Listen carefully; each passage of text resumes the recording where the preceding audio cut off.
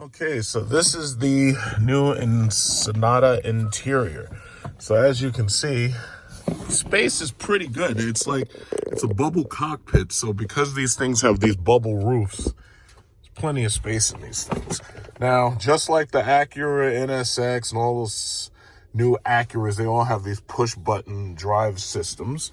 So you've got park, reverse, neutral, and drive. That's pretty much all you actually need. There's no pretentious sport mode there, because usually they would add an S to that. In my opinion, I don't see any point. And these are the materials. The materials look about the exact same as you'd find in a Genesis H-Track or one of their, what is it called, Tucson's or whatever. Looks really good. The steering wheel is pretty nice. It's got this nice material right around here, so it feels good. Because a lot of these... the Econo boxes, one thing you'll notice is they have these hard steering wheels, and when you touch it, it doesn't feel nice to the hands. But of course, they've improved on that. Like, for instance, right here, they have a steering wheel button, because like these things, you can get heated steering wheels, heated and cooled seats. It's like one thing I love about Hyundai is they put a lot of technology into these cars. So basically, let's just take a quick look at all of the stuff that you find in the fully loaded version. Now, as you can see, we're on the dealer lot, because the thing about it is these cars just started coming in. Like, so far, the only real reviews I've seen of these cars came from South Korea. So first of all, as you can see, this car has a heads-up display. Can you see that? You see where it says 0 miles per hour? Okay, so you can see that. It also has the lane departure. So if you look really closely, not only do you see 0 miles per hour, but you also see lane departure. Now, that is controlled. You can still see it right now. You still see the 0. That is controlled using the auto dimming and the auto contrast increase. So that means you can make it slightly darker, you can make it slightly lighter. But as you can see, the heads-up box is right there. I love heads-up displays, but some people in my family really don't like them. Like, for instance, my mom thinks it's distracting. So there are some people who want stuff like that, and there's some people who don't like stuff like that. In my opinion, like these new performance cars, these race cars, they should always have that, because this way it forces you to keep your eyes right at the level of the road. And then this is the radio. So, as far as menu goes, now it's a touch screen, but the thing about it is you still have to obviously reach up in order to touch it. Let's see. Okay, so we got menu right there, and that's the nav map. And this is a really nice touchscreen system, because the touchscreen is kind of like one of those Galaxy phones. Not that I like Galaxy phones, but the thing about it is the touchscreen is right here. However, they have capacitive touch buttons on this side and this side. So you can touch that, and even though that's not part of the screen, so this doesn't change right here, that doesn't change. It has that curvature feel that you'd get like out of a Galaxy Note Curve or something, like where you see stuff on the side that you can actually touch and everything. Even though those are able to change, because those are all part of the LCD. So that's pretty nice. I really like that, actually. This is a really nice interior. So this is the heated steering wheel button right here. So you hit that, and the steering wheel will start getting hot. So I'll just leave that on for a second. The air conditioner is on right now, because I actually have the car in accessory mode. Now, down here, look what you have an up and a down button, which controls your seat heating and cooling. That's brilliant. That's absolutely brilliant. So now you got heating, cooled seats, cool that ass, heat that ass, however you like it. And all you got to do is just push it up and down. So you push it down, and that's cool. Push it up, and that's heat. So you can't just hold it and make it go down. It's really wants you to actually push it 1, 2, 3. And when you do that, it does it.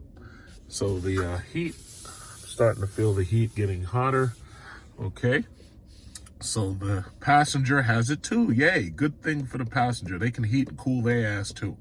See, that's one thing I hate about a lot of these quote-unquote luxury cars. It's like they make you pay top dollar for this shit, and it doesn't make sense. It's like, yo, if a freaking Hyundai can have heated, cooled seats and heated steering wheel, why the fuck would I want to buy P2 package or P3 package on a fucking $90,000 Mercedes just to have heated and cooled seats?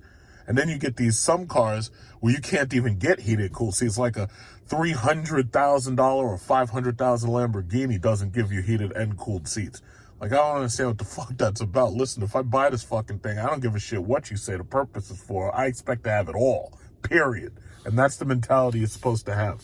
If more people, yeah, see, it's nice and warm now. If more people would demand stuff, then they know that they wouldn't be able to rip us off, and they'd be forced to give you more stuff. You know, that's how you got to do them. So everything else is pretty much basic. I mean, here's where the map memory SD card is. This is the USB port. This is the USB charging, so you have a fast charger right there, like that. Okay, what else? Now, to tell you the truth, a lot of this is just like the Hyundai Azera. A lot of this is a lot like the Azera, because as you can see, they have the panel roof, which is pretty much a standard in most cars. That's like a $1,500 option. And then right back here, we got the radio. Now, as you know, I can't play the radio too loud, because if I play the radio too loud, then I'll get a copyright flag. I don't want that. So other than that, everything else is pretty much standard fare. You got the glove compartment right there. You got the, you know, typical stuff. It's like lights and buttons and everything, memory seats. You got 2 memory seat settings for the driver, which is great. And I'm sitting in here really comfortably. I just have to probably scoot up just a little bit, but I'm sitting in here really, really comfortably. And I feel much more comfortable in this than I do in a Honda Accord, because the Honda Accord, the dash comes right to my fucking knees. Look where my knees are. Now, I'm a pretty big guy. Look where my knees are. I've got all this, look at that, look at that. Footsie, footsie, footsie. I got all that space, and if I was in a Honda Accord, I wouldn't have that much space. The Genesis has, this thing feels about as big inside as a Genesis, which I find is really, really interesting. So other than that, you got your phone, turn your phone on to call, hang up. This is voice control right here. Then you have magnesium shift paddles. Me personally, I don't believe in shift paddles on an all-wheel drive Econobox, or even a front-wheel drive Econobox. I really don't believe in them. Some people really, really like them. Me personally, I think they're pretentious.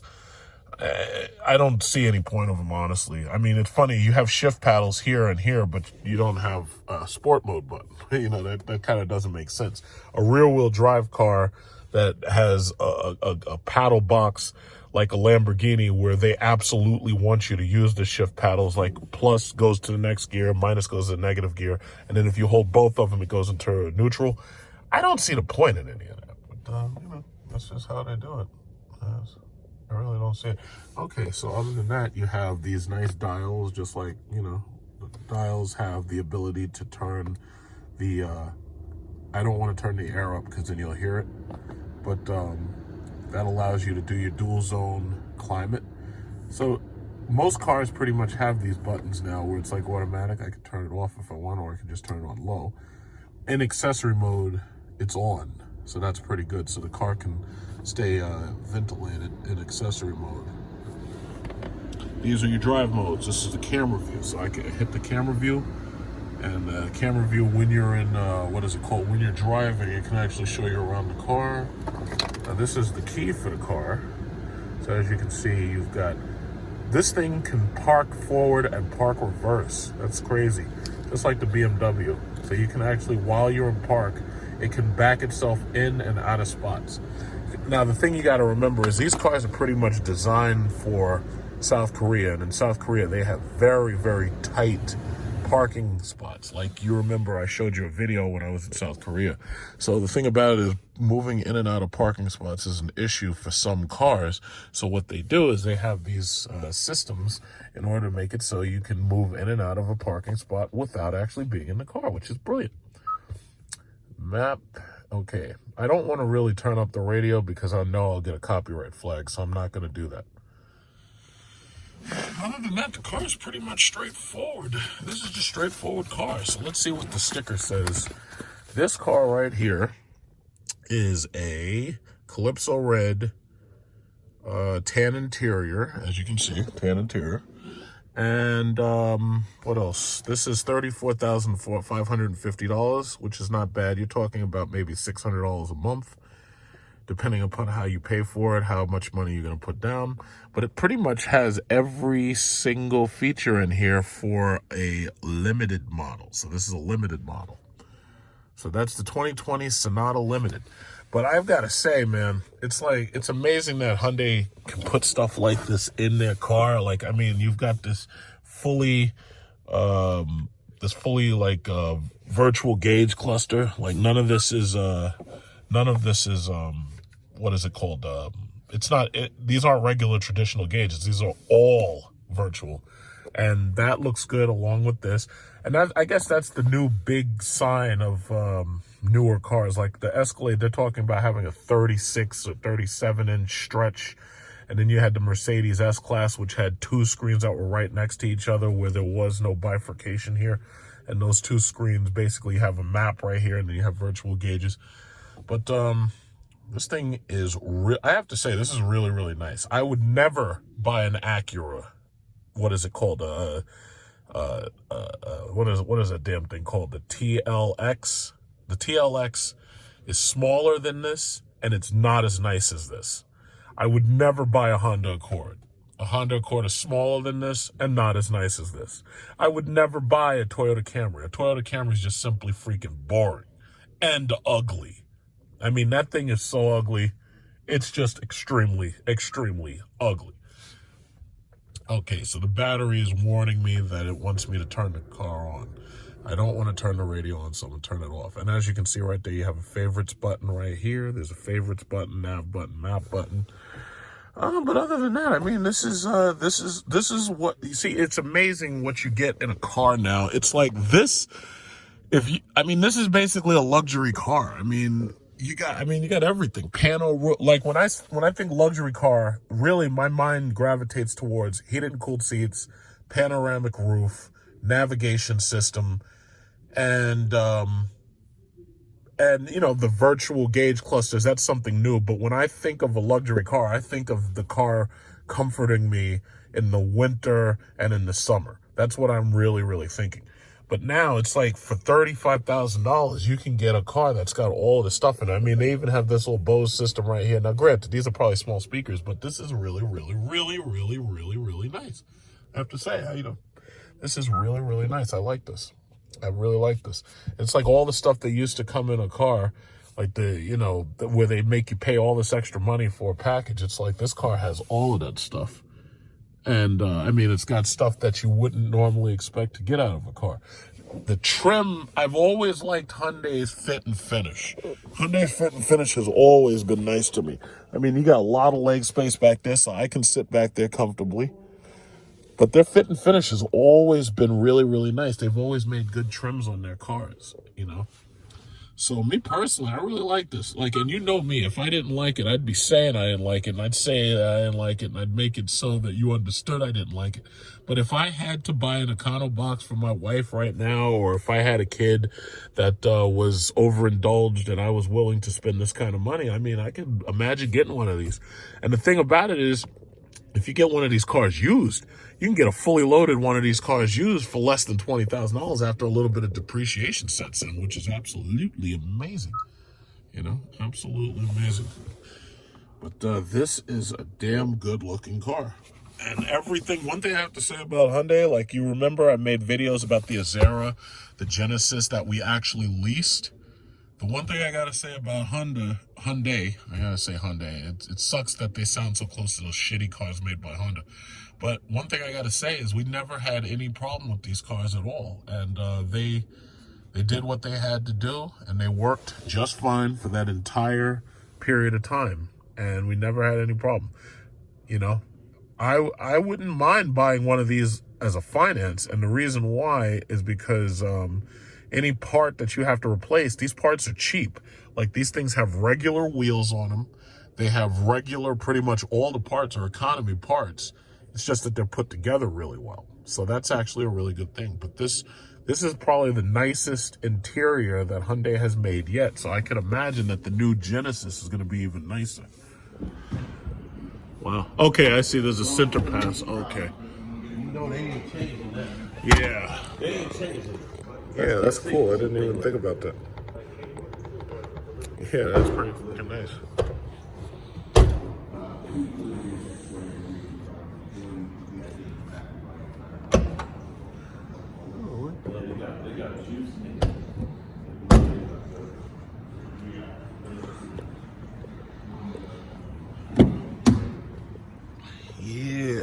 space, plenty of space in there. Yeah, looks good. It feels bigger or at least as big as the last one. There's a rear charger for the kids, but that looks pretty good, man. This is a really nice car. This is that same car in white. And, you know, they were talking about it. It's a very stylish car. It's like it actually kind of stands out in traffic because of what they did with the front. But I have to say, the bodywork is actually really, really nice. This thing really almost looks as big as a Genesis, although I'm sure it's not. But it's got nice, stylish wheels. It's like they're doing a really good job styling these things. And this is the old Sonata right here. And even the old Sonata, I actually liked it because the old Sonata had a lot of space, and it was also, it wasn't as boring as the Camry and the, what was it called, the Honda Accord. It's like Honda Accords and Camrys. I'd rather die than have to drive one of those.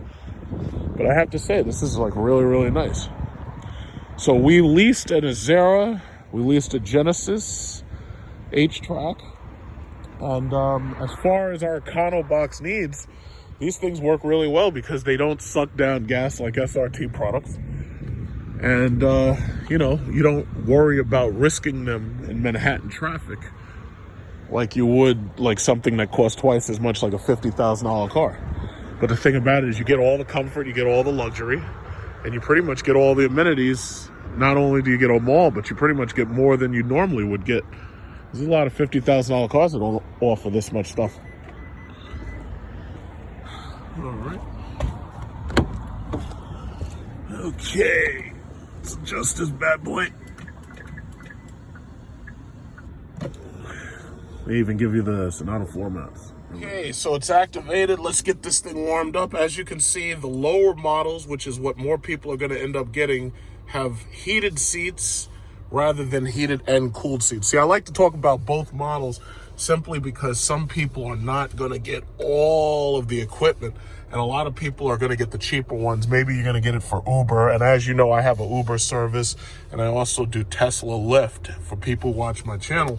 I don't really talk about those cars, and the reason why is because you should never let business mix with YouTube, because you never know. Somebody might try to hate on you, and they might try to say, oh yeah, well, you shouldn't use their service because Big Truck is an asshole and he hates cars and this, that, and other. It's like, yo, listen, that's got nothing to do with you, so you mind your business. I keep my revenue streams as separate as possible. But this, again, is the 2020 Sonata. And the simple thing about it is these engines are pretty much straightforward. You know, these are small displacement engines. They're not very, very powerful, but the beauty of that is you don't end up using a ridiculous amount of gas. Now, me personally, ride quality seems to be pretty soft, and as you can see, that's a Kia Telluride there. From what I've heard, more people are talking about how much more they like the new Kia Optima that's coming, because the Kia Optima is based on this exact same car, and they're talking about the fact they like how much more stylish it is, and it's also going to have all-wheel drive, and it's going to have a slightly more powerful engine and everything. But you know, it's economy. You know, this is what economy cars feel like. I call them all Econo boxes, but some I like a little bit more than others. And the sad thing is, it's like now you buy a $50,000 car, you're getting a goddamn 4-cylinder with freaking turbochargers. You know? In fact, let's throw down these windows just so we can see. Let's hear it roar. Come on, give it to me. What? Yeah, it takes some time to spool up. It takes a little bit of time to get that power out of there. Let's put these windows up because right now it's very cold. It takes a little bit of time to get that power out of the pedal. There's a little bit of a delay. So when you step on that pedal, they give you all that 1.6 liters of goodness. And, but see, the crazy thing about it is I'm spoiled. I've been buying fucking monsters. I mean, nobody in their right mind is driving around nowadays with gas at, what is it called? Gas is like $3 or $4 damn near a gallon sometimes, but really right here in New York, gas is about $3.01, $3.05. Nobody's driving around in a motherfucking V8 that's a 6.4 liter V8. Nobody's driving around in a 707 horsepower car. I'm spoiled. I spoiled myself. I waste a lot of money in gas. I waste even more money on insurance. If you took my insurance alone and you just looked at how much I pay for insurance, most people would say that's how much I pay for my car. And your insurance might be $150 more. But my insurance bills are ridiculous. And my insurance bills for many people are car notes. So the thing about it is, it's like I'm spoiled. And I spoil myself. So let's say you're being sensible and you're like, I need a car where I could drive it every day and not pay a fortune in gas and not pay a fortune for fucking insurance. And that's what this is basically. And this is a nice car. I mean, it's big and spacious. I can drive it nice and comfy. It's big and spacious. It's very comfortable. And unlike those shitty, boring-ass Hondas and those Toyota Camrys and those horrible Acura TLXs that are pretentious sport, and you think it's a fast car right up until you line up next to a SRT or one of these tourist shows, this is actually a very, very nice product.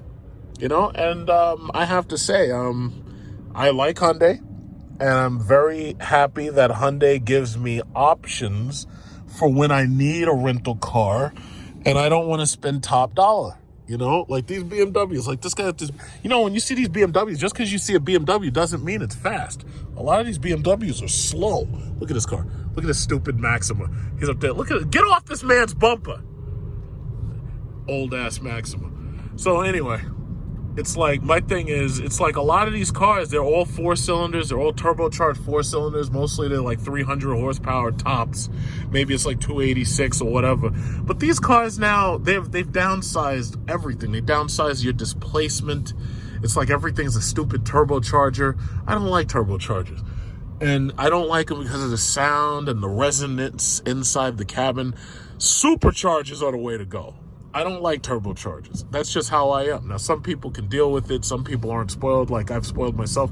But a lot of these cars, it's like I'm not interested in. I don't like. But this car right here, I was like, yo, they got the 2020 Sonata. I got to get down there. I got to test this car out. Because my video watchers have been begging me to test this car out. It's like, if I was on the very low end and I was buying a very cheap car just to drive it around and just to get back and forth to work and just to, because like for instance, this is Manhattan or Long Island, there's a lot of car accidents. You really don't want to have something that's very expensive. And I understand with, you know, first of all, you get the higher insurance, but then on top of that, let's say you have an SRT, let's say you have a Hellcat or something like that. If you get into a car accident, it's going to take them twice as long to get the parts. Now, with one of these cars, oh man, you can get these parts instantly. Like these parts, oh yeah, we got bumpers, we got doors, we got all that stuff. It's just not as much of an issue. The only downside is, you know, these are just Econo boxes. It's like there's nothing exciting. You know, you floor the pedal. They have good pickup and everything, but the thing about it is they're not racing cars. That's what people want. People want freaking race cars. But you ain't getting that. You ain't getting that one. Look at this. Look at this. Look at this. Speed limit 30. Yeah, well, I have no choice. Look at it. Oh! It took so long to get to 52. My car would have been to 52 in like 30 seconds. Maybe even less. Look at this. All these Econo boxes. Everybody's driving a goddamn Econo box. It's like, it makes you hate life. It makes you hate. Oh, why is this guy sneaking up on me with your old Econo box Toyota Corolla? Why are you sneaking up on me? This guy. But let me tell you something. If you want the feel of a Mercedes or BMW product, but you don't want to pay the money, this is what you should consider getting. No Camrys, no Hondas, and no Acuras. Those are so boring. And these have the lane keeping that makes sure that you stay in your lane. Whoa, shit. Wow, that was a turn. This helps you stay right in your lane. And it's very, very comfortable. It's amazing. It's amazing. I like it. I really like it. This is so see, my thing is, first of all, you got to be comfortable. Like right now, I'm warming my booty, and I have a very warm. Whoa! We're going to light speed. I'm a spice runner, and I'm doing hyperspace jumps. Let me slow down. This slow ass car. These things are so slow. Man, 60 miles an hour, man. Man, once you have a V8, it's like you could never go back. Going from a V8 to a freaking 4-cylinder anything, that's like, just put a bullet in my head, please, because it's just not worth living no more. It's just not worth it. It's just not worth it. But as far as this car goes, this is a great car, and it's got all the features you're looking for, and you'd love driving this, especially if you're a person who ain't racing nobody, and you're not wanting to lose your driver's license, and you just want something nice, spacious, and comfortable. These are really, really, really sexy and nice. And if you put some, a wrap on it or whatever and everything, you could almost fool somebody into thinking that this is like a German car, because it's just physically imposing on the road. It's not small like that ugly Geek Squad, ugly ass little stupid, what is that, a Prius? It's not small, it's physically imposing, and that's good.